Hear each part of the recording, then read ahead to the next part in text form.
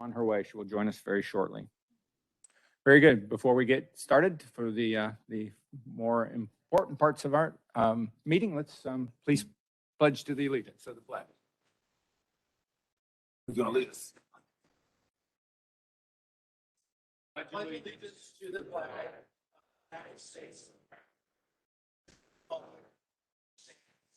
one nation, indivisible, liberty. Thank you all. Is that working yet? Just talk loud. I will. Okay. So, well, that's interesting. Well, happy spring. Didn't it feel like it this morning at 37 degrees? And for those of you who'll be around on Friday, I think it's supposed to be 80, right? So welcome to spring in St. Louis. We appreciate it. And thank you for your patience, at least as we get this started. We hope that each of you who celebrated a holiday over the weekend celebrated it joyously. And it was with everything that you hoped it would be. And we have much to celebrate today. So we're going to start our meeting off with a lot of celebration, including the life of our former officers that we truly want to celebrate for all that he did. So, Chief, we will turn it over to you for the special presentations and to get us started on the celebration.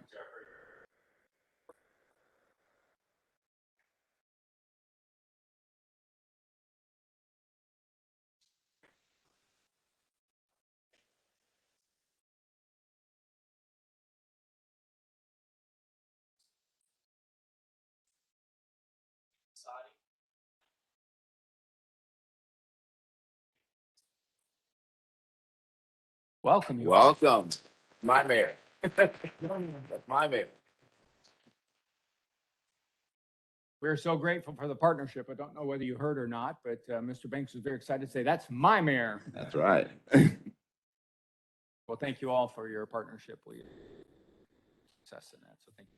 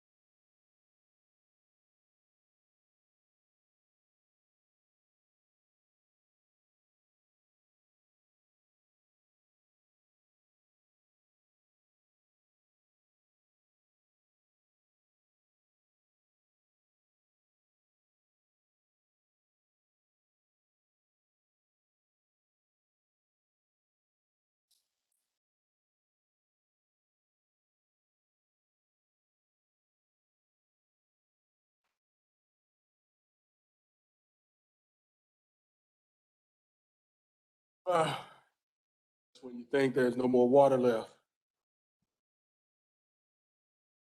On behalf of the Valentine and Fairchild families, your gift, members of my nephew. This is for 7 years I served as the armorer for the city of St. Louis. This is just another one of the things that bonded my nephew and I together. We're not a big gun family, but I liked it, so he liked it. none of us had ever touched firearms until, for me, joining the police department, and for him, military. So this is just another one of the bonds held us together. And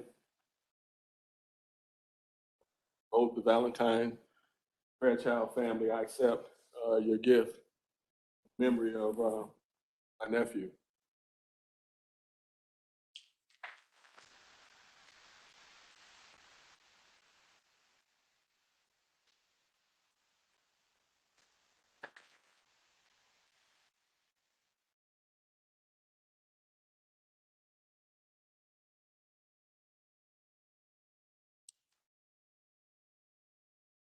So,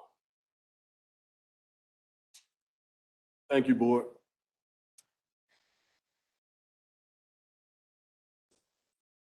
And congratulations to all the promotees today. Chief, thank you. Charlie. All right, thank you.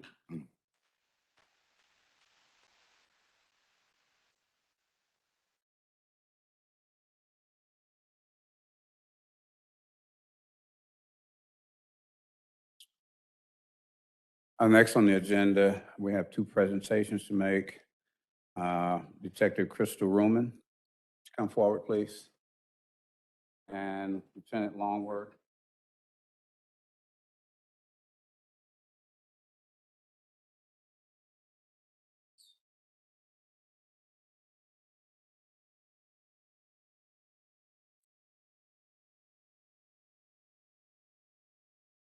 Chairman, members of the board, Chief Gregory.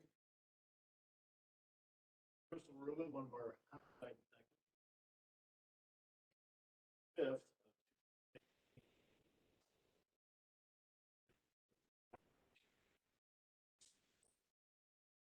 Looked into that.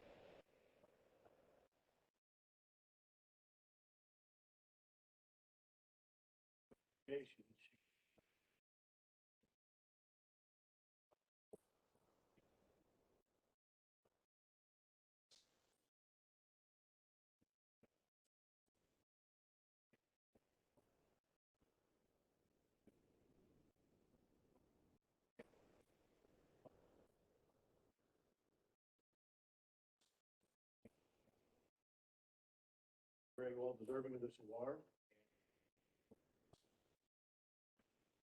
Over a year, she's amazing. We're grateful for her and thank you, Crystal.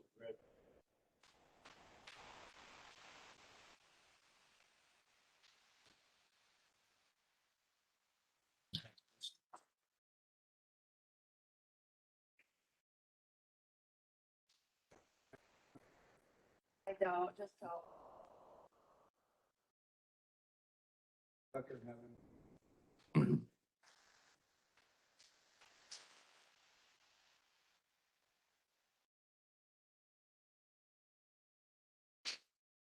Next, we have Detective Aaron O'Brien with a presentation by Captain Tim Cunningham.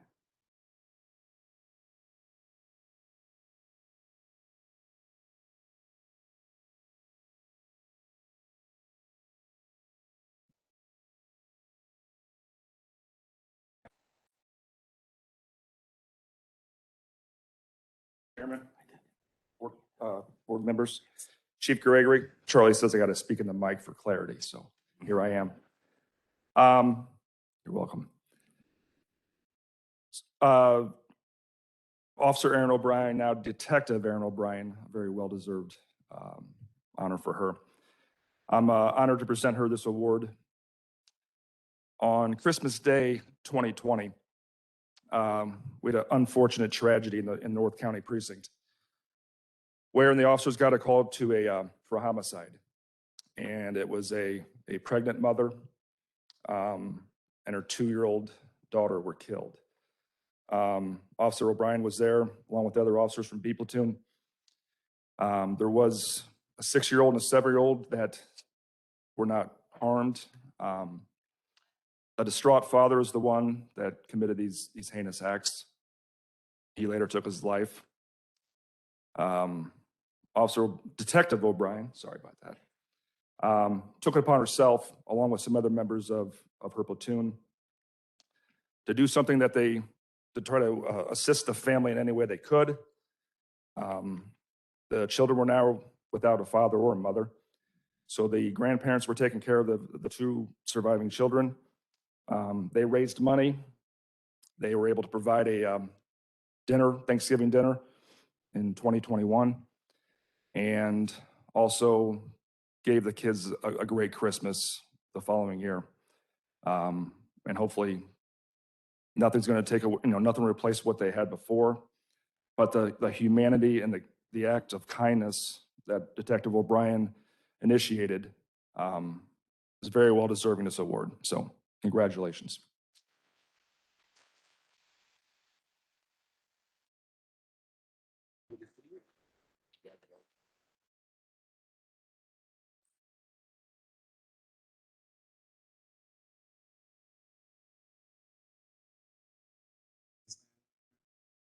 She's excellent. Rising star.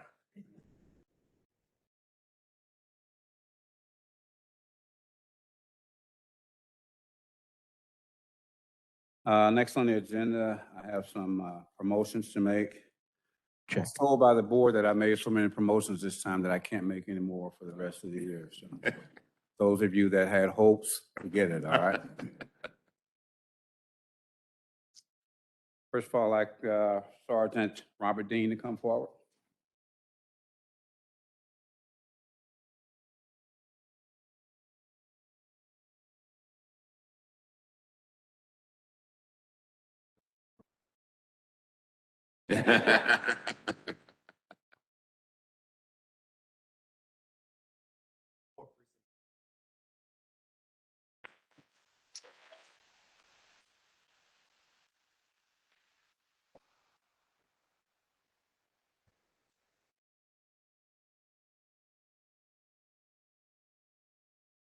Robert, kind of family here? Yes, sir.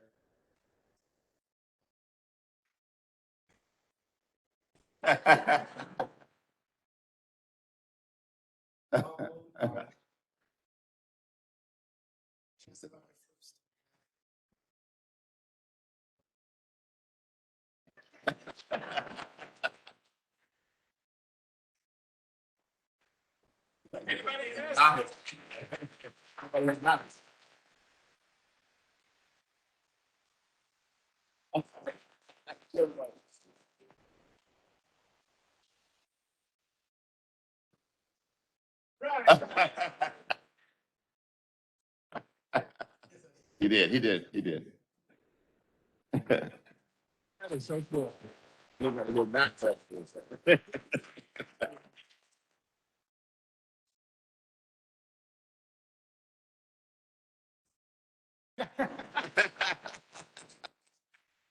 I want to tell the audience how special he was. He came into my life. I'm not his biological father, but I'm his father.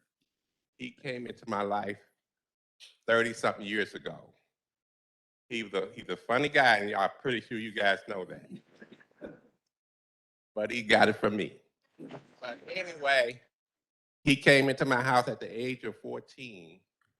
And the first thing he told me, I had never seen this child in my life. So when he came into my house, he said, I'm the head of the household. And I told him, not anymore. You go out and be a teenager. I got this. So he did. You know, teenagers do things here and there. And he got through that. But he did tell me that he loved dogs and stuff like that. Sometimes people get the personality of their dogs, and his dogs did get the personality of him. Didn't look like him, thank God for that. But off duty, these dogs were just as gentle. But when they came on duty, they were just like him. They really went at it as far as doing their job. So I appreciated that he gave me all these beautiful grandchildren and grandsons and everything in life. And his mother had got all these other beautiful children. So God bless you guys for letting me allow to speak for my son. Thank you.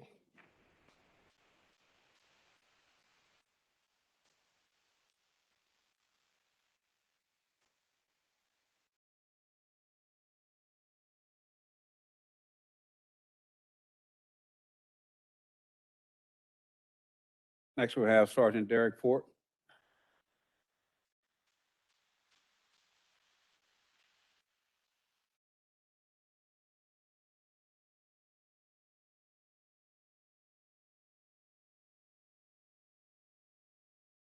City of Jennings.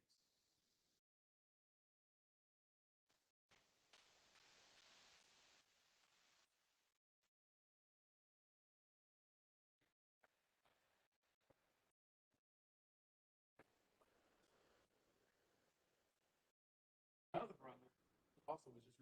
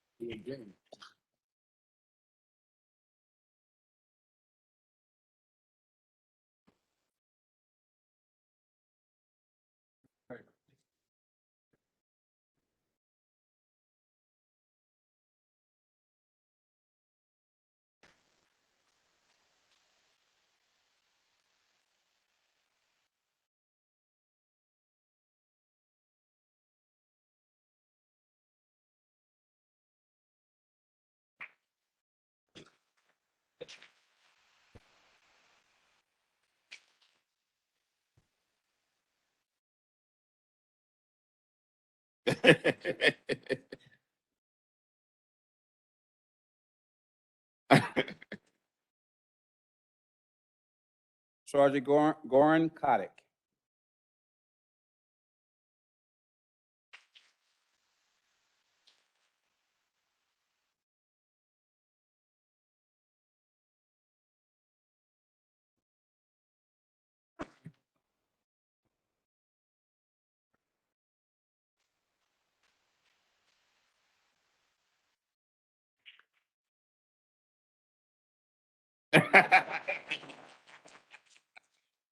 No space.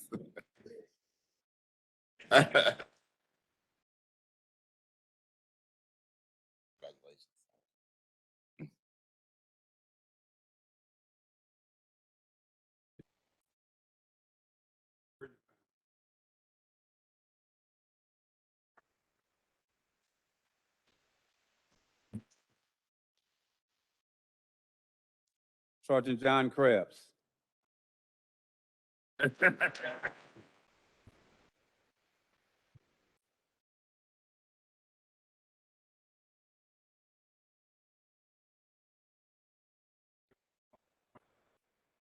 From patrol going back to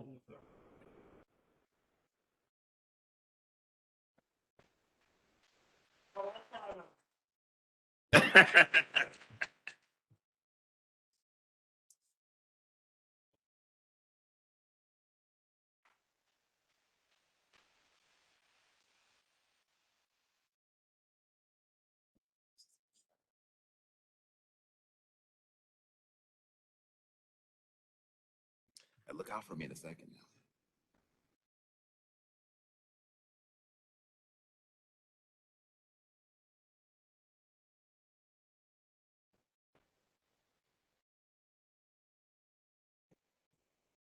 now. There's a reason I'm looking at him too. He knows what it is, okay? Sergeant Columbus Love.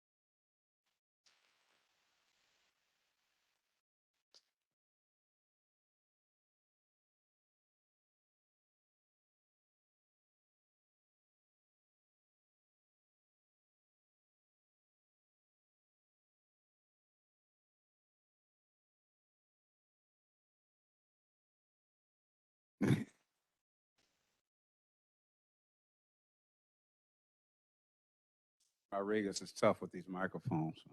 Tell you. So they're not hearing me? So our virtual Can't hear me. Okay. Might be a good thing. Next, Sergeant Dawn Newman.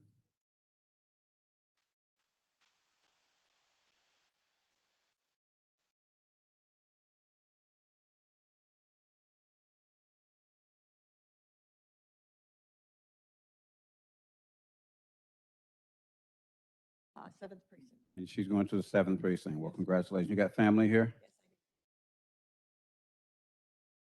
I do. My daughter Melissa.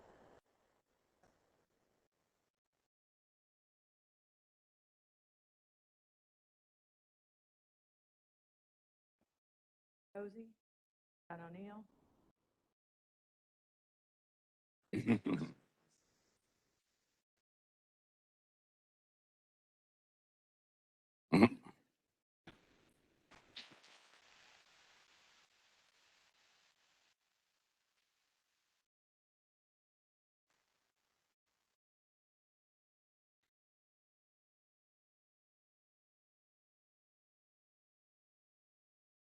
Sergeant Monica Wesson.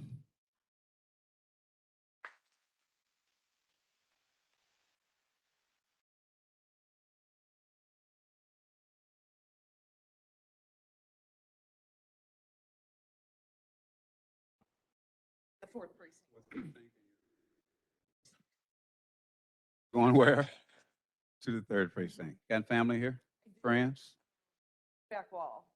My sister, my mom, my.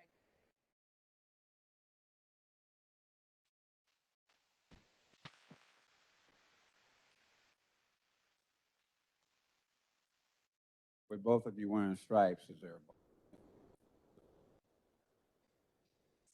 He makes more money. We'll leave him as boss. Thank you, sir.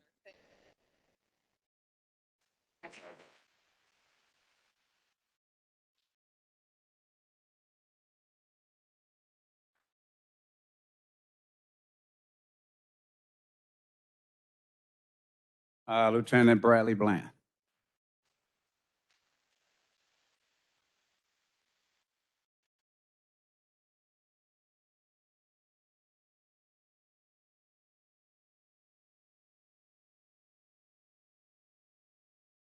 Bradley's being promoted to lieutenant and is coming from the police academy. Is that correct?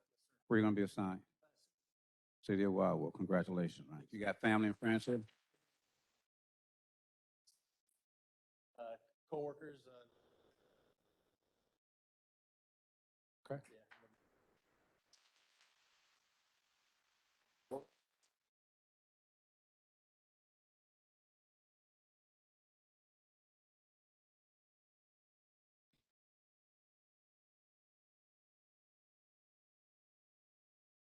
Lieutenant Jonathan Cunningham.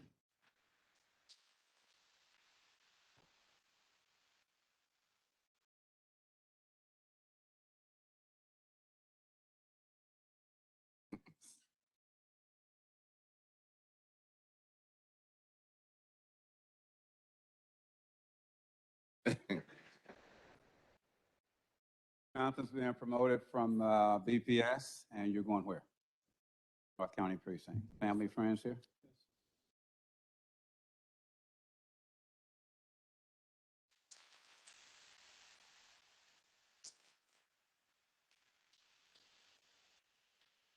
I used to be built like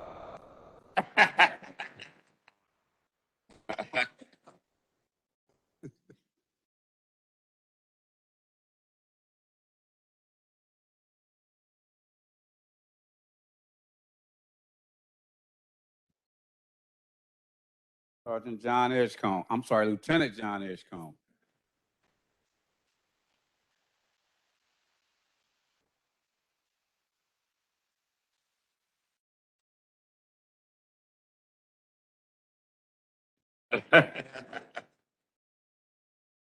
You're being promoted from DCI, and you're going where? First precinct. Lucky you. All right. Family, friends here?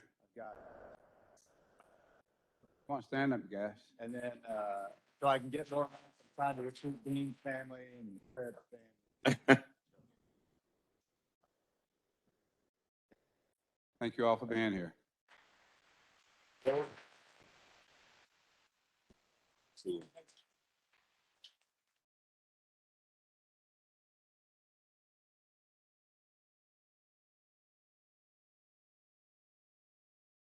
And next we have Lieutenant Shanna Ostendorf.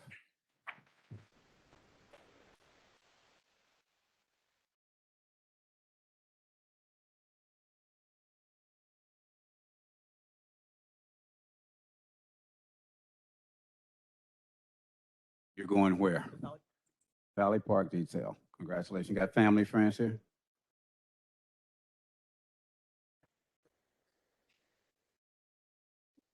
The officers I got to supervise and had the pleasure to.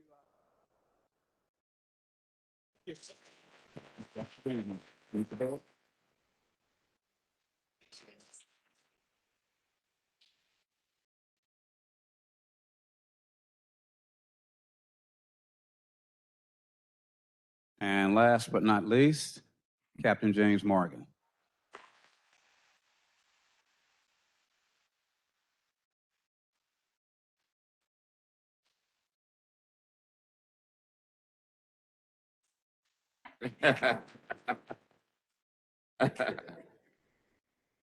Captain Morgan being promoted from SRU, and James, you are taking over Bureau of Security Services. Obviously, you have family here. We've heard them already. Introduce them. My second mom back there, my two sisters, my nephew, and my niece. Well, thank you all for being here. Appreciate it.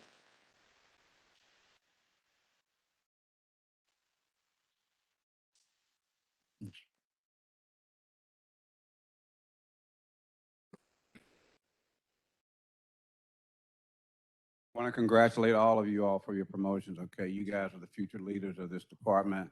There's a lot of work out there for you to do, and I know you're looking forward to getting busy with it. So again, congratulations to all of them.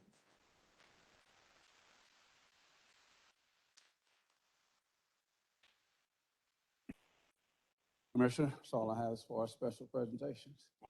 We're going to ask all of you to stand up again. This is quite the impressive crew, right? You talk about our future, right here it is.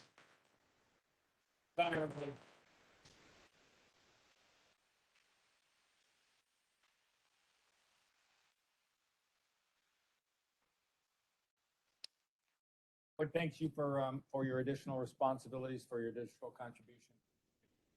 Friends and coworkers, thank you for the support that helped them get here and what they're going to need going forward. So thank you all very, very much.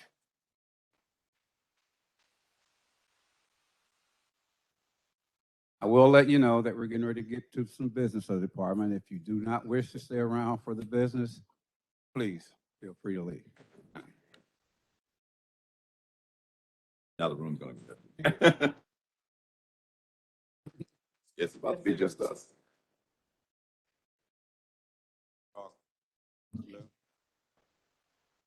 Lieutenant? Yeah, I think that's next. Hey, Ms. Love, how are you? Great, how are you? Doing fine. I know.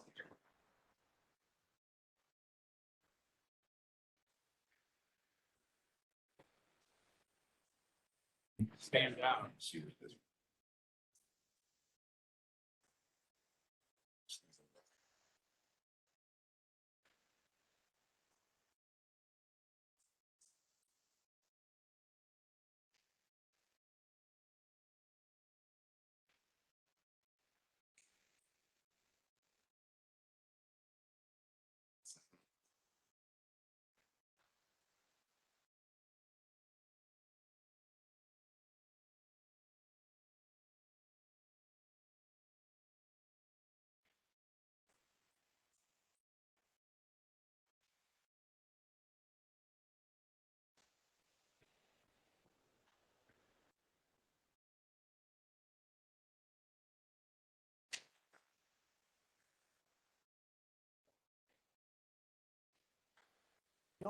Good to see you. How things going?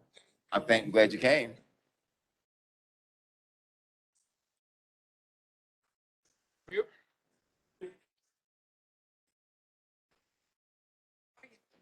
Oh, yeah. Yeah.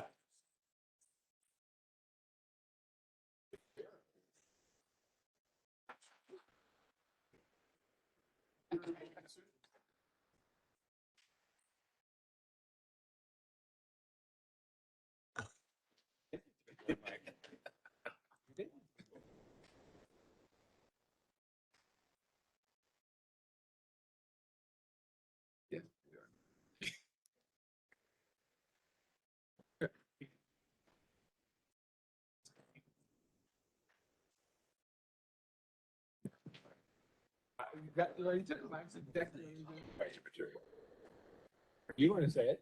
I think we're trying to get everybody cleared out.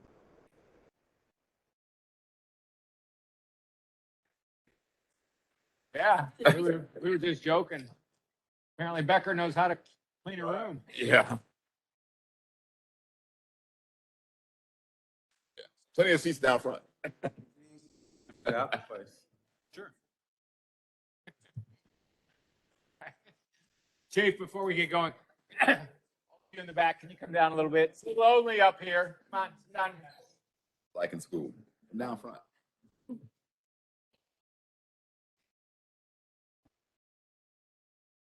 Suddenly, there are plenty of seats down You should front. say that. I think that's hilarious.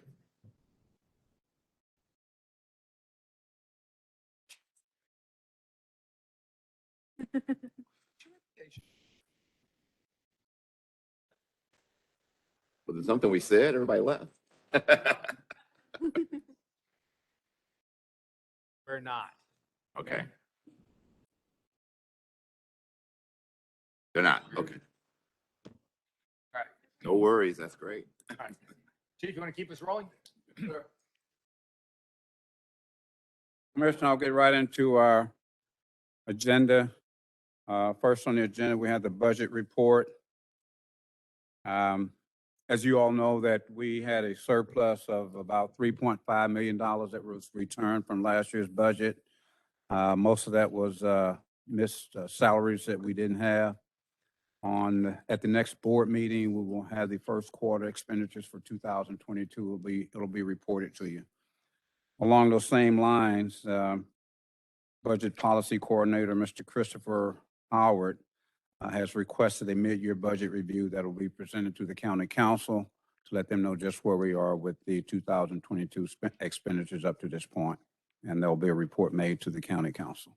And when is that? They have not set a date for it yet. He'll meet with each division head at some date. He'll give that date and we'll meet with him to discuss whatever it is that we need to discuss in reference to 2022 budget, obviously in preparation for the 2023 budget. Okay. Next, Lieutenant Shellman, Teneo, Crime Stats. Thank you, Chief. Members of the board.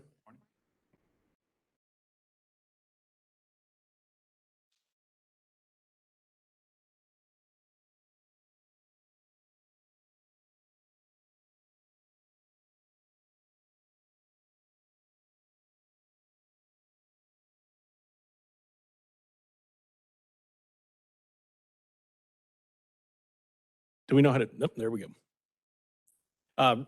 Just a real quick update on Teneo. Does everybody have the pie chart inside of their packet? Okay. Just to let you know that since the last meeting, we have completed two further tasks. One was, as you well know, you guys voted on the social media policy last meeting. That sufficed one of Teneo's recommendations. And then the other one, we have created a PIO liaison inside of every precinct to satisfy another recommendation.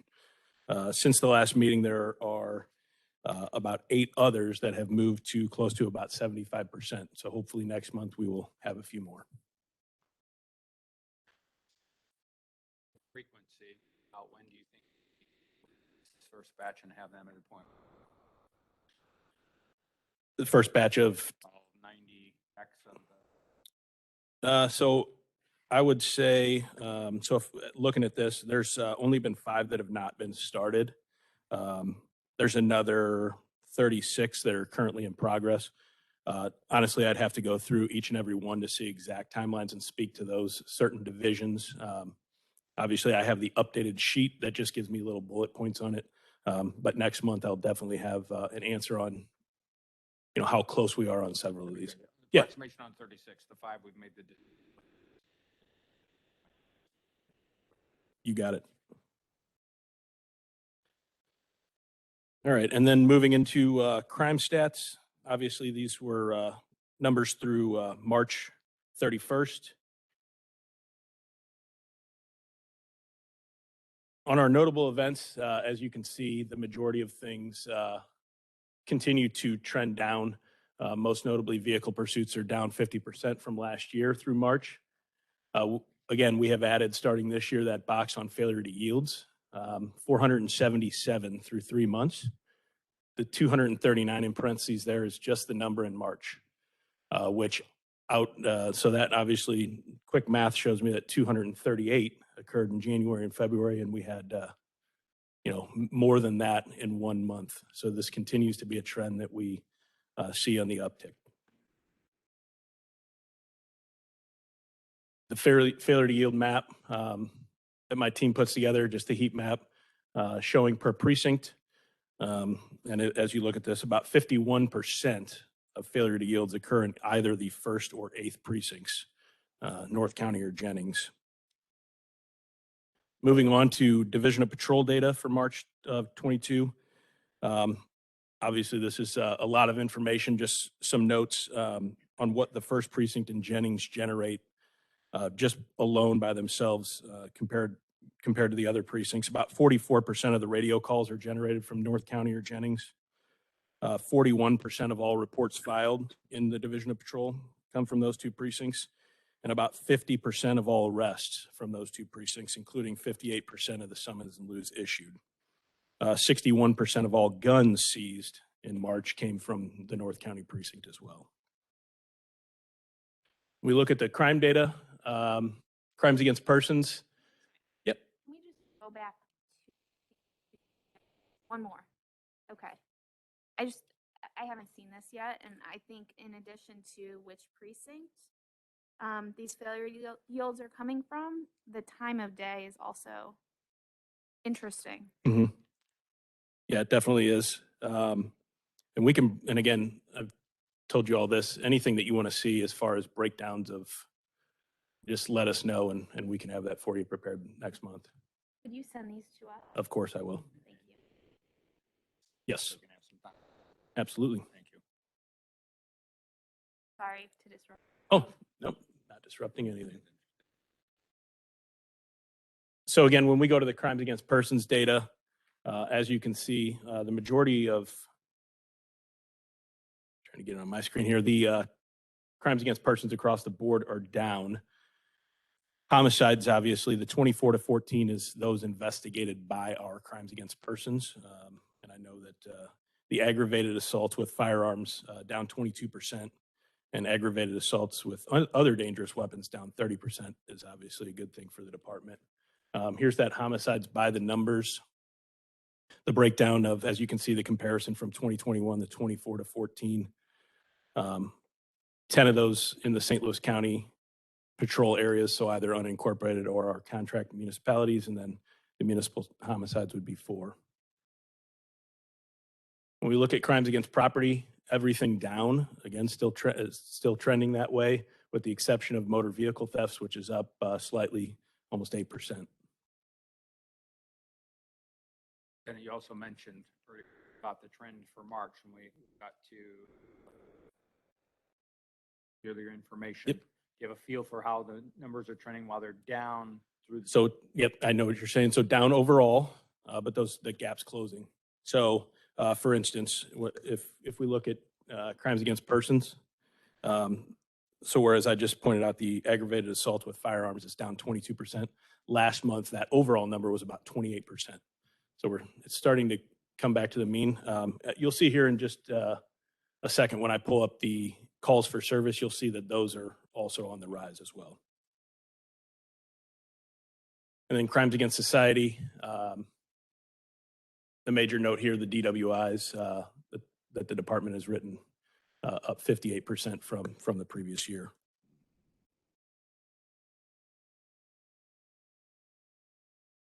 And here's what I was talking about with the calls for service. So through the first 2 months of the year, we take that moving average, and we had always been below. But as you can see now in March of 22, every single precinct is north of their moving average. So again, those calls for service coming back, which then again lowers some of these numbers, although I think our self-initiated numbers, understanding that we've been responding to more directed calls, our self-initiated numbers continue to be really good. So today aside, I know starting in March, the weather starts to get warmer, and when weather is warmer, people are out more. If you compare our upward trend for 2022 to 21 and 20 and 19 and 18, is it on point? Or Absolutely.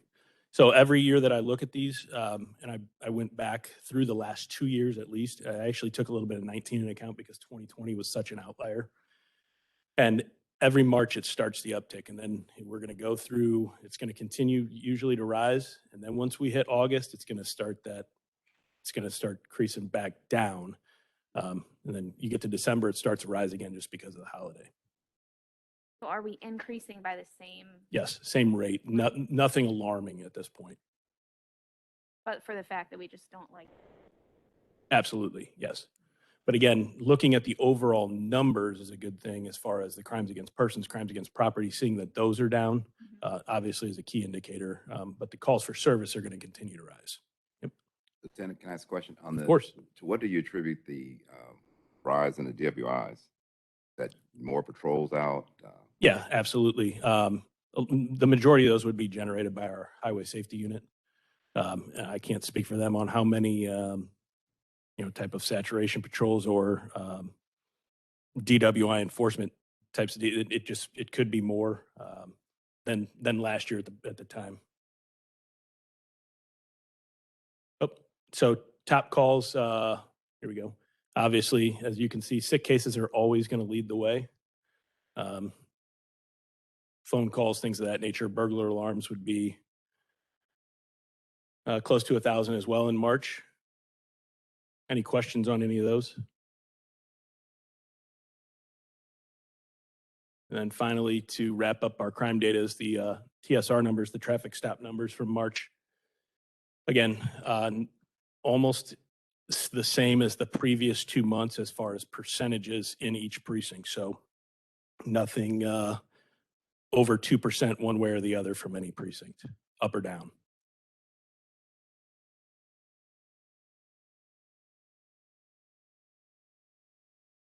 And before if you guys, and I know that as you look at this, if you have any questions, but before I step aside, the chief wanted me to mention that all 3 phases of our department, law enforcement, the academy, and our communications center were reaccredited by CALIA recently, just March, I believe, the 16th, so which is a major deal for our department. Yep. Any further questions? All right. Thank you.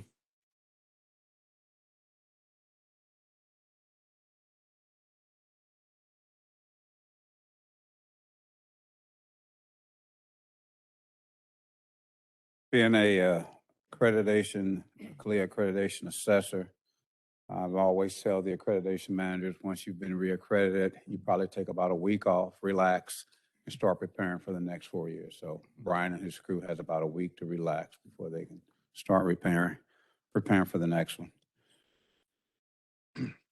Next on the agenda, Carl Becker with Human Resources. Good morning. So just a quick note on the staffing report. We have 969 authorized. We have 895 actual commission. That's a vacancy of 74 commissioned officers. Class 204 that started at the academy January 3rd has 19 county officers, 26 total. There's 1 open enrollment and 6 municipal officers there. They're going to graduate June 16th. At Merritt's, we've moved the time up to 6 p.m. just to get started a little earlier. And of course, you'll get further notification as the time gets closer. And then Class 205 starts next Monday, and we have 6 county officers. As we've discussed previously, there's 3 security officers that have requested transfers and are being promoted then going into the academy. So just a reminder to the public that oftentimes the security officer position is a stepping stone to being a commissioned officer. There's going to be in that Class 205, 8 municipal officers, and there's 4 open enrollment right now. And of course, Class 206 starts June 27th. With the professional staff, we have 375 authorized, and there's 336 professional staff employees. The current vacancies are 39, and the union has we wrapped up union negotiations with professional staff and the lab bargaining units. The unions have ratified those contracts, so they'll be moving on in legislation here very soon.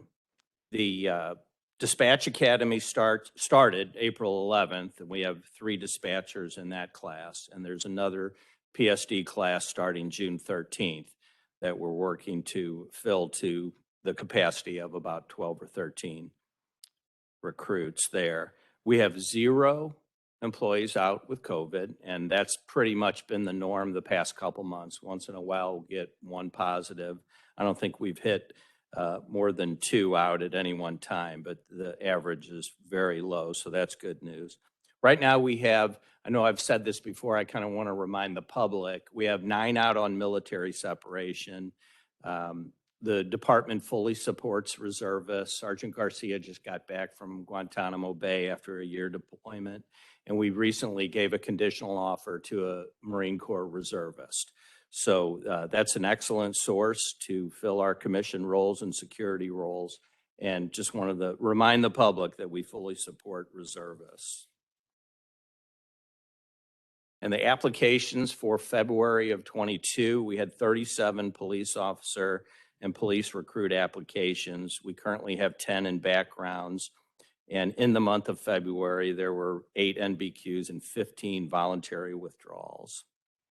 With respect to recruiting, the recruiters are very busy. They're targeting heavily criminal justice majors at various universities, and now have implemented these tours for groups. For example, Greenville University was here last week and took a tour of headquarters and the EOC also, just to give them some familiarity, let them see our facilities and how impressive they are.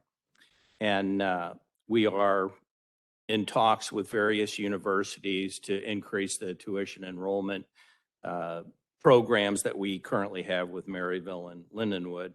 And as you know, and another reminder to our employees, that the referral for experienced employees has gone up from $600 to $1,000, and for inexperienced from $400 to $800. So that's a very nice incentive.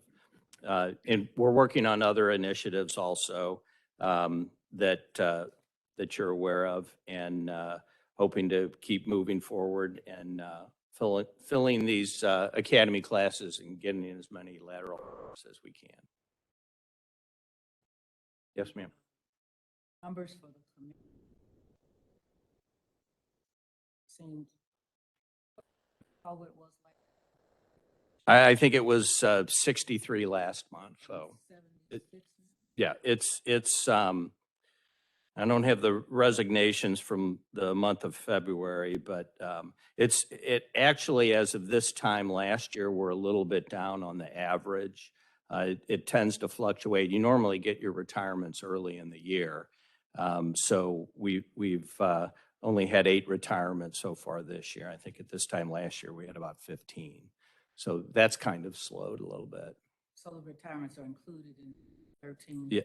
And losing employees. Yeah. Terminations of employment, however they may be, resignations, retirements, that kind of thing. So that's included in the number of lost employees.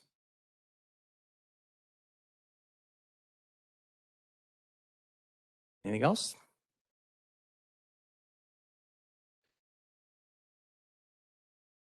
Chief, if I may introduce Lieutenant Roach. So Lieutenant Roach is going to be speaking to you about the mentorship program. I think you all are aware, again, I want to remind the public of what a driving force Lieutenant Roach has been over the past 10, 11 years with respect to wellness. He started it all on his own initiative when he was a sergeant and has been pushing and is well-versed in wellness and all the aspects of helping out, working on retention, the well-being, the emotional well-being of our employees. And this mentorship program is just another step toward it and another thing that he's spearheaded. So, Lieutenant Roach?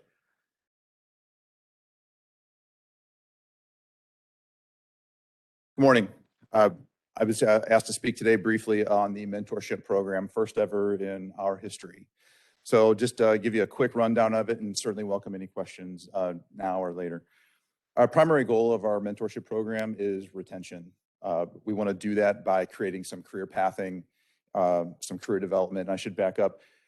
The mentorship program was started by me and Michelle Ryan. Miss Michelle Ryan is the Director of Emergency Management. We have two sides of the house. We have professional staff side and we have law enforcement side or commissioned side. Michelle is coordinating and representing the pro staff. I'm representing and coordinating the law enforcement. So that's kind of the two sides of our house. A mentorship program obviously is going to run a little differently for each group. But again, we want to create career pathing. Basically, we want people to walk in the door and we want to help them get to where they want to be and remind them that there are places to go. A great example is when I first got hired by the department, people always ask me, and this is 25 years ago, people ask me, well, why did you pick St. Louis County? Why not Bridgeton? Why not Richmond Heights? Right? Not any Creve Coeur, any of the higher paid departments. And my answer was always the same. I want to go places. I want some mobility. If I go to those departments, I'm in a silo. I'd like to come here where I've got choices and I can move around. And that has proven to be the case, especially for me. And I see that going with several other officers and several other employees of our department. So again, we want to encourage career development, career pathing, provide guidance and training, education. We just want to let the employees know that they're valued and let them know how we can help get them there, be a resource there. I'll explain how we do that here in a second. And then finally, we definitely want to boost engagement. We want them to be engaged in their career. We want them to realize that this is the place to be. And there are places to go, upward or lateral, whatever it might be. So kind of how we got here, two things happened. One, in January of 21, I started the position as your wellness unit commander and have gone to a couple conferences. And I met my colleagues in the Metropolitan Nashville Police Department in January of 21 at a conference. And they're an agency just a little bit bigger than we are by a few hundred. So a lot of similarities. I got to talking about a peer support program, which was my project at the time. And he mentioned a mentorship program and how their retention was skyrocketing and how all the people that they were putting in the academy, they were hardly losing anybody from academy classes, and it was helping. So with that, then we went to a Teneo retreat in August, and I believe Michelle, Ms. Schwerin and Mr. Banks, you guys were there to open it. That was the retreat. And at that retreat, it came out when we were in our breakout groups that what was something that we want to see? What was a significant change we wanted to see in our department? And I believe it was the chief's group, but we decided that mentorship program is definitely something that we want. And we were surprised to see that generationally, the newer generations, they want this type of attention. They want this type of help, this type of guidance. So it was just kind of a perfect fit. Lights came together, and we started to basically put this together, stole some best practices, borrowed some best practices from several agencies as far as Wheaton, Colorado, as far south as Orlando, and definitely my partners in Nashville. Kind of put together some best practices and came up with an idea of how we wanted to basically run this. I won't get into the weeds of actually timelines of timing and how that works, but I'll definitely take any questions on that. Just kind of as an update, we have formed a council. Michelle Ryan and I have formed a mentorship council made up of 6 employees from the department, 3 from the pro staff side, 3 from the law enforcement side. This council together is going to be making making the major decisions on how we move forward with mentorship, vetting, interviews, things like applications, things like that. We have vetted some training. I was led on to a good trainer, and I have actually gone and saw him train. And we've settled on who we'd like to provide this training. And then what will happen eventually is we'll do our own training down the road. We can't rely on this to pay this trainer every single time. And that's what other agencies do. If you tried to look for law enforcement mentorship training right now, you're not going to find any. It really doesn't exist. What happens is agencies kind of get trained up and they learn how their culture works, and then they go out, they create a training program and move forward. So then they start doing, as people need to be added to the mentorship roles, they do internal training. Saves on costs significantly. We have our training paid. We have our first training session is going to be probably in June, and we have one with an option paid by the St. Louis Police Foundation. They've offered to pay our trainer for the first time, and we're looking at probably having about 30 mentors to start, and we're probably going to do that training at Centene University. They've already offered us their facility for free. So Michelle and I have received, Michelle put out a solicitation for applications, mentors for the pro staff side. You might have seen my email about a week or so after hers. Combined, we're looking at just shy of 100 people are interested in being a mentor. I have to say it was higher than I expected. About 30 for Michelle on the pro staff side and about 70 for me on the law enforcement side, and the numbers just keep climbing. I got another interested person today. As I present a block of in-service for the officers and sergeants right now, and I will do that through September, I have a quick infomercial about why I need mentors and peers, and I always get one or two. So I expect that number to go up for sure. So right now where we're at in the process is we're sorting applications. We're sorting those 100 applications, which thanks to Lieutenant Shellman's group, his group has created an electronic form, help make it easier. Next, we're looking for a letter of referral from everybody that is interested, and then we're going to do a brief interview, and then we're going to be ready to roll for some training. I would say the last thing I guess I would say about it before I ask for any questions is what the goal is. One of the other major goals of this program is we want to reduce the number of exit interviews. In an exit interview, I don't want to ever hear say, "I wish the department would have invested more in me." This makes the case, I think, that we want to help you get there. All of those promotions that were behind me today, every one of them, if you ask all of them, did you have a mentor? What did it take for you to get from where you're at to being a captain or a lieutenant or sergeant today? And I guarantee you, there's an informal mentor somewhere in their past. And I've got informal mentors in my past. I've got good ones and bad ones. I've learned from people that I've trained, and I learned from the people that trained me. But just having that resource, just having that extra person to help you, make some decisions, or that career pathing that we alluded to, that's exactly what we're trying to get. So like I said, I just want to reduce that number of exit interviews that we have. And I don't want to ever hear it said that we didn't care. I think this is going to be a value added for sure to our employees, and that is the goal here. So, yes, ma'am. So you said you serve the potential trainer. Yes, ma'am. So can you talk a little bit about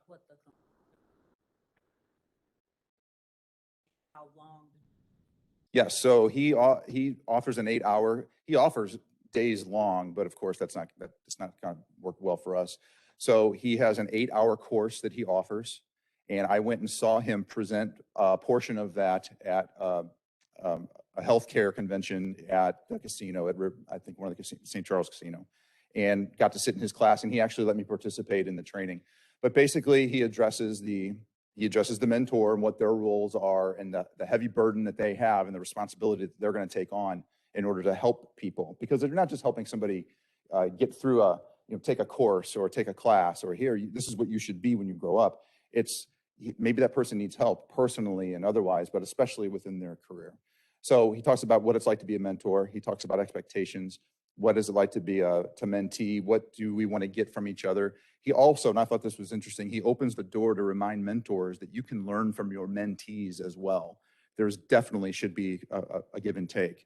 This isn't field training. We have field trainers. This isn't field training. This is beyond that. We want people to be onboarded and jump right in and make sure all the boxes are checked with what they need to start off on the right foot and have a successful career. But he teaches, he does a lot of role plays because there's a lot of interpersonal communication, a lot of active listening, a lot of things like that, just human interaction. Because the good thing about mentorship is it's not just a police thing or a corporate thing, it's a life thing, really. So he reminds us of that. I think it's a unique training because he comes from he's a corporate trainer. He's got a list a mile long of places that he's trained, but on that list is also St. Louis City Police Department. He has also helped them with a mentorship program, albeit it was years ago, but I think some of the lessons were definitely didn't miss the mark. That was my major concern with him. And we've had several conversations that I need this to translate to being in law enforcement in our industry with me and Michelle, with professional staff as well.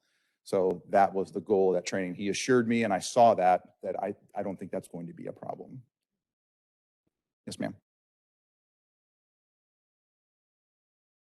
Okay, I'm going to jump in.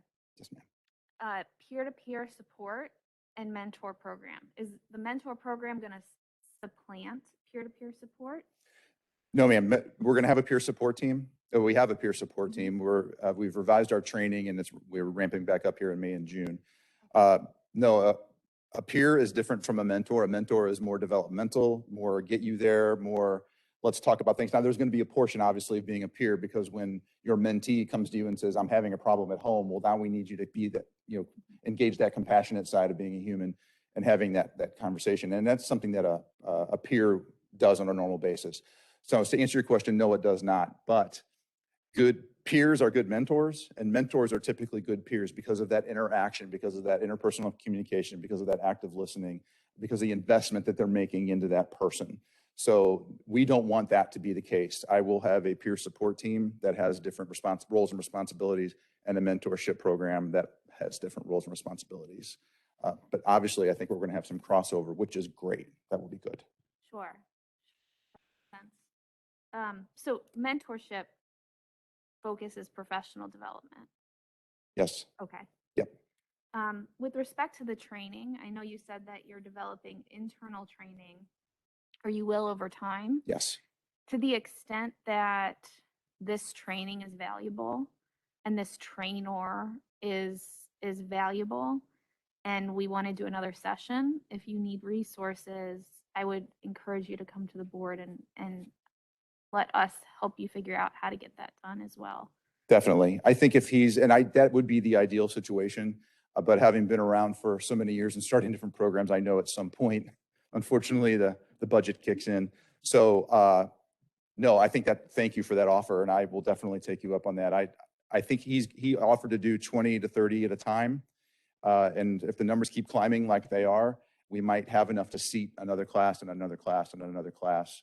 If we get to that point where, okay, we need to make a decision on if we're going to do our own, or if I should ask you for a spot in the budget, I will definitely do that. I think he's going to be fantastic. So I'm hoping that's the case. My last question. Yes, ma'am. Fire away. You mentioned being a mentor is a big responsibility, which I wholeheartedly agree. Have we thought about the support we're going to provide the mentors as they're supporting the mentees? Absolutely. And that's a topic that he brings up in his class too.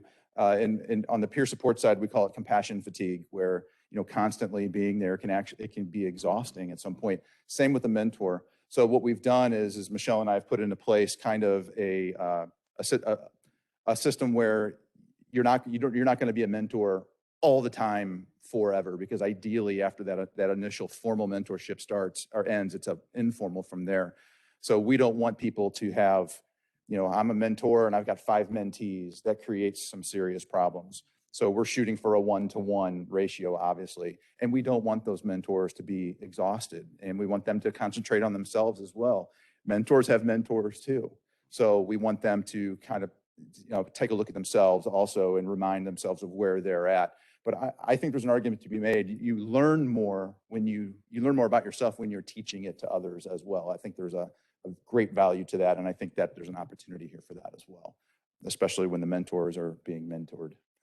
So you just mentioned the end of the formal program. How long are you anticipating each mentorship to be in a structured? Yes. So for the law enforcement side, you get a mentor day 1, week 1 of the police academy. And that formal mentorship relationship ends the day they graduate the police academy. Now, the informal relationship, where there is great value in that's long-term, that things like, you going through your career, that informal relationship is what we hope takes over from there. We create that where they're a lifeline for each other, they're a resource for each other. In your classic, I was a traffic officer for 10 years, 5 as a supervisor. My mentee wants to be a traffic guy. Well, I got all the information you need. Or if I was never in traffic, I know somebody in traffic because I got so many years of experience. So it's that informal relationship after that we see extreme amount of value in. On the pro staff side, we're looking at 1 year. The day you walk in the door or for orientation, you are a formal mentor for 1 year. And it's to onboard you. It's to get you thinking about all the things that you need to think about in order to get started. And then it's to help that career development. Michelle is a poster child for what it's like to walk in the door as one thing and go around and learn about the department. Now she's the director of emergency management. I would love every dispatcher, every care officer, every recommend person to realize that and know that there is potential here. You're not stuck at a desk in some little municipality for the rest of your career. We want people to know that's out there and remind them more actually that that's out there. Michelle has done a great job of that. We've all been doing informal mentoring probably for years, but now it's time we put some great training behind it and we provide some help behind it and make it something more than it is right now. I think this is the perfect time for that.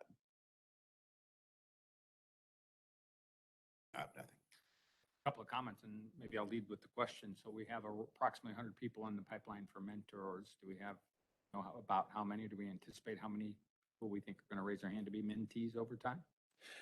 Everybody, because when you walk in the door, you're going to get a mentor.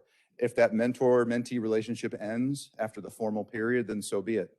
But I have a feeling that if that happens, especially in this industry, that it's not going to end. I have a feeling it's going to be just like I could probably talk to every officer behind me and say, did you ever talk to your field training officer after you got off of field training? I guarantee the answer was yes. Similar to being a mentor mentee, I think you're always going to have that lifeline. You're always going to have that resource. But no, sir, to answer your question, when you walk in the door, every new employee is going to get a mentor. My suspicion is that you're going to have demand for 5 or 6 years, right? They've gone through the emotional, hey, I've been for 2 or 3 years, and now I'm at a point where I'm looking to make some life decisions, whether it's career. I suspect that your demand is going to expand exponentially, which is a good thing. Yes. Sounds like you two are preparing. Just a couple of comments. Thank you both for your leadership. I just think it's remarkable. We know you're going to learn to crawl and then to walk and then to run with it, and you'll adapt it as necessary. It takes leadership to get it off the ground, and appreciate both of you assuming that responsibility. Couldn't do it without Michelle being on the pro staff side, definitely. So, thank you. Do you? No. Second, I'd love to focus on training of the quality of your program is only going to be the quality of the mentor. Absolutely. So investing in them up front is just great. Michelle's hit a couple and Thomasina hit one. Half the board, thank you for your leadership. Okay, I'm always available for questions or concerns. Yes, thanks for your time. Thank you. That's great. Needed. Some of the things that Lieutenant Roach has talked about, the mentorship, are again some of the things that came out of the Teneo retreat. I mentioned 4 initiatives that I talked about earlier, and right now they're moving along. This is one of them with the professional staff. And at the academy, we talked about bringing mentors in for our recruits coming in there. This is just tying over to that. That's all I have for the chief's report. Thanks, sir. Thanks. Sure. All right, well, let's move into approval of the board minutes from our March 9 meeting. I move we approve these minutes. Thank you. Was Thomasina? I'm sorry, I heard a little zip in the background. Thomasina is seconded. Further conversation on the minutes. Any corrections needed at this point? I didn't see any. Very good. All in favor of approving the minutes from our March 9 board meeting? Aye. Any opposed? Very good. Any letters or communication? Nope. Very good. Old business. We have one topic for old business. That is our board priorities. We've talked about them. I think we teed them up 2 meetings ago and then had a bit of a conversation last meeting. We've had some additional recommendations made to the board through between each other. Would love to have a conversation around how we bring these to closure. Again, at least today, knowing that we're going to evolve these and we're going to, by design, periodically update those. We really have 2 that have, maybe 3 that have had suggested changes. The first one, you know what? Ask each of you to talk about it again, if you wouldn't mind, just what you're recommending and why. Sure. I recommended with respect to the first of our, I think it's now 5 bullet points, is that we talk about opportunities for improvement within the department generally. And there are there's a lot that the department's doing very, very well and fantastic, and I want us to celebrate that and support it. And I also want us to address areas for improvement. And so my suggestion was to have 3 subtopics that we think about this year. One is assuring that the department fosters a culture valuing diversity and demanding exclusion. I'm sorry, demanding inclusion. That was a terrible misread on my part, excuse me. Developing our leaders, officers, and professional staff as future leaders of the community and the department, and valuing community engagement and increasing communication with our partners and constituents. Those are, of course, are not limiting, but are 3 priorities that will at least think about and help us guide our activities for the rest of the year. Any questions on any further conversation needed there? Understand what's been proposed? All right, are we, all right, we'll move forward then with the second bullet. Second bullet had an edit that maybe it's a formatting, but the one about continued integrated crime prevention. Yes, so that is mine as well. And the priority is to continue to expand integrative crime prevention, criminal justice, and public safety across the entire St. Louis community. And there's a sub-bullet there that says our priority includes engaging and influencing key community stakeholders in shared public safety. So a reminder to us that we as the board are responsible to bring together or be part of bringing together the entire St. Louis community with respect to our goals. Thank you.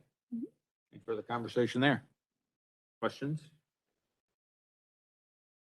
Commissioner Hassler, would you talk about the third change, recommended change? Do you want me to read it for you? No, I can see part of it. So it was just a matter of a change in wording, and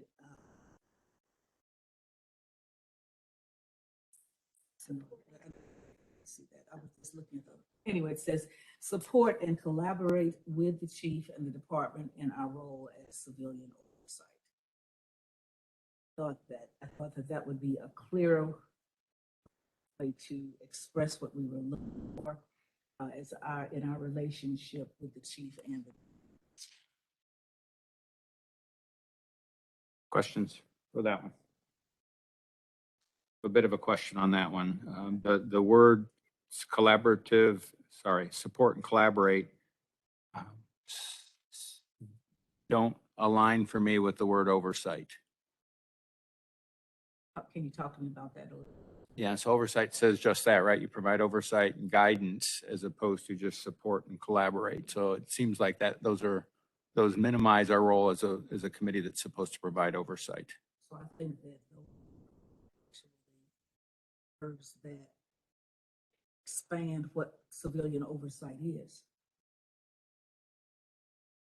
It's not excluding the role of oversight, but it's also in that role that we are in collaboration and supporting the department and so for me it felt like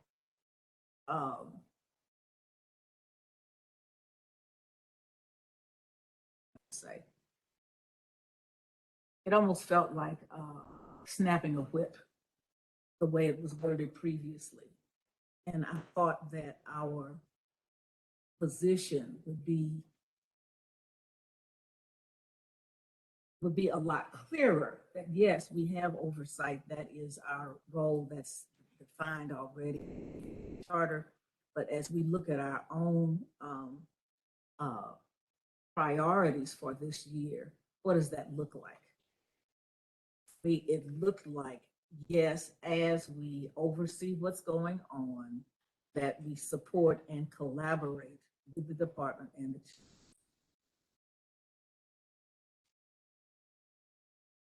My concern still rests. Supporting and collaborating doesn't seem consistent with the word oversight.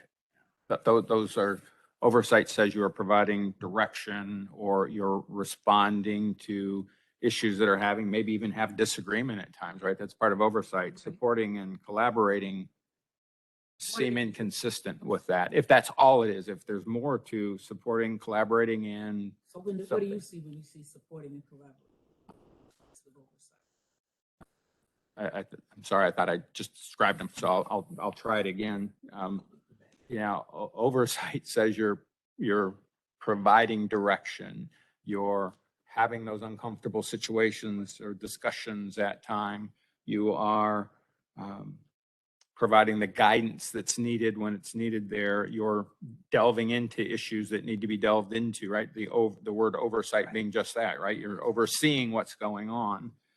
If the words are just supporting and collaborating, that doesn't seem consistent with the word oversight, which is not just here, right? Those are the words that are in the charter. And so I'm just trying to clarify supporting and collaborating as some of the hows, but not the only hows in how we provide oversight. So I think with oversight includes problem solving. It does. Yeah, and so when problem solving, I think it takes both sides of the table. Yeah, that's the how. These are usually the whats, right? That's the support piece. Priorities are usually whats, not hows. Yeah, but I'm still saying that the support and collaboration to solve a problem, even with hard conversation, whatever it might become. I just don't see, I think that the prior wording for me was too harsh. And that's fine. I'm just looking for the right words now. May I propose a compromise? Sure. What if we add a word and say either lead, support, and collaborate with the chief in the department, or manage, support, and collaborate with the chief and department? Lead, support, and collaborate, or manage, support, and collaborate? I like lead. I can deal with that. Lead, support, and collaborate. Fine. I think you manage situations. I don't think you manage people.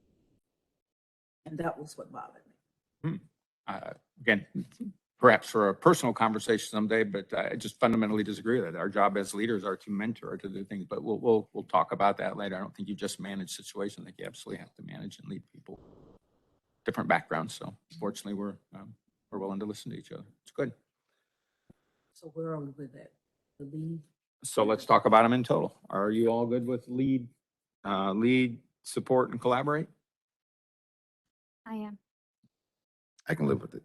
Okay, you can live with it. I think that's probably where I am too. It gets us to the appropriate compromise in order to move forward. All right, so any other conversation on any other bullet points now that we've had another chance to look at them and have a conversation? Okay. Assuming that we're all then in agreement with the six different board priorities, may we have a motion to accept the 6 priorities as amended and as discussed? I move that we amended. I'll second it. All in favor?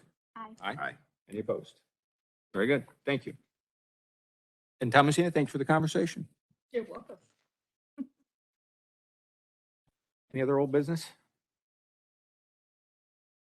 All right, new business. We have some contracts, as we usually do. We have 14 total contracts. We have 2 that are police service agreements. We have 12 that are professional service agreements. We're going to break these into 3 different groups. We'll do the 2 police service agreements together, and then we'll generally split up. I think it's 7 and 5 based on the way the contracts kind of just play out for 3 votes, as opposed to doing them all 14 at one. Is that good? Yes. Works for me. Very good. First 2, police service agreement with the city of Pasadena Hills. Yeah, thank you.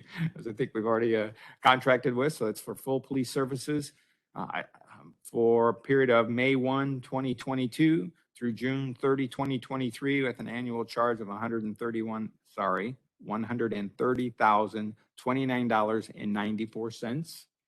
We have a police service agreement with the city of Bridgeton, a contract for coordinated communications and computer assisted report entry, which is our care service, between the city of Bridgeton and St. Louis County. Services are for a period of June 1, 2022 to December 31, 2025. The annual charge is $154,958.43. I move we approve these contracts. All in favor? Aye. Any opposed? Very good. Moving to the professional services agreements. I do have a question before we get into this one. It's on the very first one with Jefferson County. The dates say it runs from June 1, 2021 to May 31, 2022. So we're approving a contract that has already been in existence for 10 months. It's a grant, and so sometimes when there is a change throughout the grant or the detective changes, then they have to resubmit. So this is a resubmittal, again, for the final 2 months of the grant. All right, thank you for the explanation. That's a new contract with the City of Jefferson County Sheriff's Department for the fiscal year 2022 State Cyber Crime Grant administered by the Missouri Department of Public Safety. It includes Cybercrime Task Force, which employs 1 detective from Jefferson County. The contract is for $63,706, which covers the salary. And as we said, it runs from June 1, 2021 through May 31, 2022. The second is a professional services agreement with Patrick E. Horney. It is for the CMPA, the County and Municipal Police Academy, for an instructor to teach the curriculum development on May 16, 2022 at a cost not to exceed $200. We have a professional service agreement for public grants and training initiatives. It is a new contract with the CMPA for an instructor to teach crime 1, 2, 3, interviewing and interrogation on May 9, 2022 at a cost not to exceed $3,000. We have a professional services agreement with Randy Means and Associates LLC. It is a new contract with the CMPA for an instructor to teach a program, liability prevention and risk management for field officers and their supervisors on November 16th and 17th, 2022 at a cost not to exceed $5,000. A professional services agreement with Randy Means and Associates LLC. It is a new contract with the CMPA for managing police ethics for officers and supervisors on September 19th and 20th, 2022 at a cost not to exceed $5,000. A professional service agreement with Randy Means and Associates LLC. It is also a new contract with the CMPA, minimizing bias and perceptions of bias for officers and their supervisors for September 21, 22 on September 21st and 22nd, 2022 at a cost not to exceed $5,000. And a professional service agreement, again, with Randy Means and Associates LLC, a new contract with CMPA, impact communication skills for officers and their supervisors on November 14th and 15th, 2022 at a cost not to exceed $5,000. May we have a motion to approve those contracts? I move that these contracts be approved. Thank you, Thomasina. Second. Thank you, Richard. All in favor of approving those contracts? Aye. Any opposed? Very good. And the last set of contracts, a professional service agreement with IXII Group, Inc. It is a new contract with the CMPA for an instructor communication training officer on June 6th, 7th, and 8th, 2022 at a cost not to exceed $6,000. A professional service agreement with 6 Layer Concepts Consulting LLC, a new contract with CMPA for human terrain mapping and behavior pattern recognition workshop on July 22nd and 23rd, 2022 at a cost not to exceed $9,887.50. A professional service agreement with 6 Layer Concepts and Consulting LLC, a new contract with CMPA, human terrain mapping and behavior pattern recognition workshop on December 14th and 15th, 2022 at a cost not to exceed $9,887.50.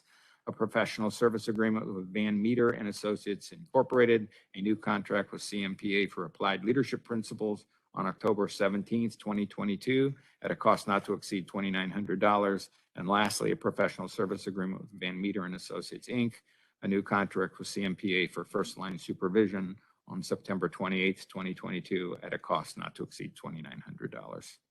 I move we approve these contracts. Thank you. I second it. Thank you. All in favor? Aye. Any opposed? Great. Thank you. Those have all been approved. We have, next on the agenda was a request to execute some professional services agreements for hearing officer services. We're going to hold those until after our closed session. And then lastly then, for this section on new business, we have a recommendation to approve the revised bylaws by the CMPA Board of Managers. Commissioner Schwerin, do you mind walking us through the changes and the intent behind the changes? Sure. So the Board of Managers oversees and governs the academy, and it has its own set of bylaws. I worked last fall with the Board of Managers to make revisions to the bylaws for two purposes. One, to reflect changes to some of the ways that they operate. The way the bylaws were drafted, they were outdated. And second, to improve some efficiencies with the way that the board operates and makes decisions. In the packet, there is a clean copy and a red line copy. The Board of Managers has reviewed the proposed bylaws and agrees that it reflects the way that they would like to be operating and the most efficient way to operate and make good decisions for the academy. So I will move that we approve these revised bylaws for the Board of Managers. I would second her motion to approve. Thank you.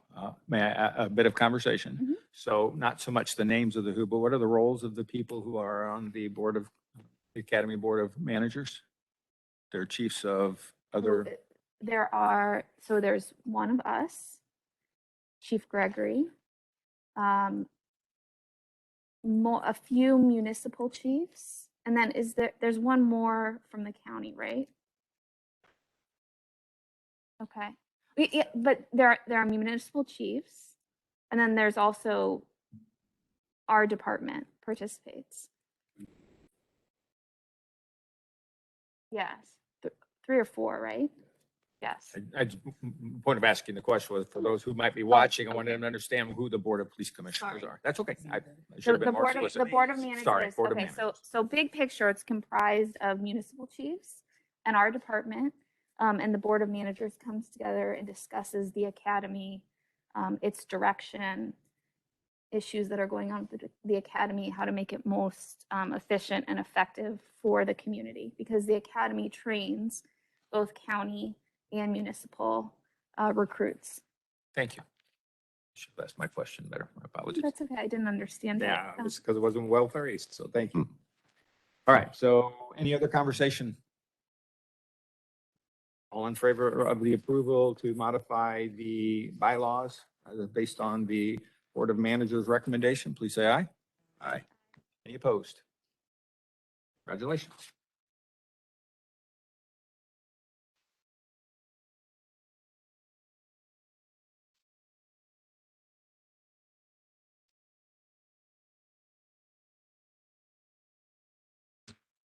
Anything from the public? Did not receive anything via email.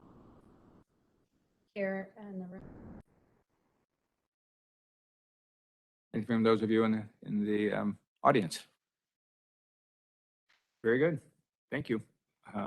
We will now hold a motion to go to a closed meeting. The Board of Police Commissioners may vote to go into closed meeting for legal advice and review of claims and lawsuits involving the police department, sections 610.0211 RSMO and sections 114.0201 SLCRO, discussion of employee and personnel matters, sections 610.0213 and 13 RSMO and sections 114.0203 and 13 SLCRO, an update on union negotiations, section 610.0219 RSMO and section 114.0209 SLCRO, and discussions of requests for proposals, section 610.0212 and section 114.020112.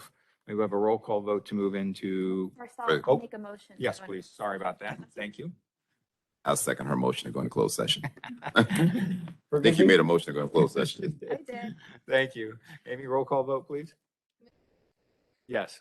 Commissioner Banks? Yes. Commissioner Hassler? Yes. And Commissioner Schwerin? Yes. Thank you. All right, we are now in closed session.